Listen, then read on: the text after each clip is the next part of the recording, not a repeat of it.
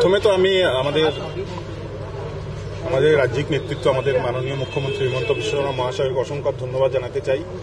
আমাদের রাজ্যিক সভাপতি দিলীপ শইকিয়া মহাশয়, যে আমার মতো একটা সাধারণ কার্যকর্তাকে এবং আজকের আমাদের বড়াকের যে অভিভাবক দুই মন্ত্রী আছেন, আমাদের শ্রী কৌশিক রায় মহাশয় এবং আমাদের হাইলাকান্দি জেলার অভিভাবক মন্ত্রী কৃষ্ণ দুপাল মহাশয়, ওনাদের প্রতি কৃতজ্ঞতা জানাতে চাই যে আমার মতো একটা সাধারণ কার্যকর্তাকে আজকে একটা পৌরসভার, হাইলাকান্দি পৌরসভার একটা সভাপতির মতো গুরুদায়িত্ব আমাকে দিয়েছেন।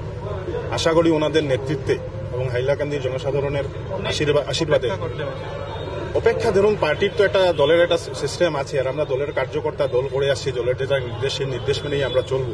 আমরা তো আর কংগ্রেস বা ইউডিএফ এর মতো না যে দল যদি বলে এখন না, তাহলে আমরা দল ছেড়ে দেবো, কোনো বিষয় না। দলের আদর্শ আর দলেটা মেনে চলাই আমার দল আমাদেরকে শিখেছে। তো অপেক্ষার কোনো বিষয় না, দল আমাদের কথা রেখেছেন এবং দলের উপরে যে ভরসা আমাদের ছিল, সেই ভরসা আজকে দল আমাদেরকে দিয়েছেন, আমাকে এই দায়িত্ব। আমি চেষ্টা করবো সেই দায়িত্ব নিবানের। এবং সবচেয়ে বড় সমস্যা আমার নজরে যেটা আছে, প্রথম হলো জমা জলের সমস্যা এবং পানীয় জলের সমস্যা। পানীয় জলের সমস্যা আমরা 2টা মোটর অলরেডি কিনে দেওয়া হয়েছে এবং আগামীতে আমরা আরো চেষ্টা করবো এই যে বিষয়টা আরো যাতে সলভ করা যায়। এবং জমা জলের সমস্যাটা একটা বিরাট সমস্যা এই বৃষ্টির সিজনে, সেটা নিয়ে আমার মাথায় রয়েছে বিষয়টা। এটা নিয়ে আগামী দিনে আমরা নিশ্চিতভাবে কাজ করবো যাতে হাইলাকান্দি শহরবাসীকে এইসব সমস্যা থেকে মুক্ত করা যায়।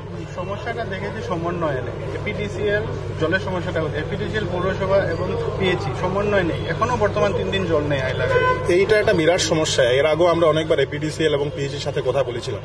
ওনাদের ডিপার্টমেন্টালি ওয়াইজ অনেক কমপ্লেইন থাকে। এগুলি আমি আশা করি একবার আমরা বসবো, আবার সবাইকে নিয়ে, ডিপার্টমেন্টগুলোকে নিয়ে কি সমস্যা এবং টেকনিক্যাল কি প্রবলেমগুলো আছে সেগুলো সলভ করার চেষ্টা করবো। আশা করি আমরা যদি কাজ করে যাই এই সমস্যাগুলো আমরা সমাধান করতে পারবো। বাকি আপনাদের সবাই সহযোগিতা, আশীর্বাদ।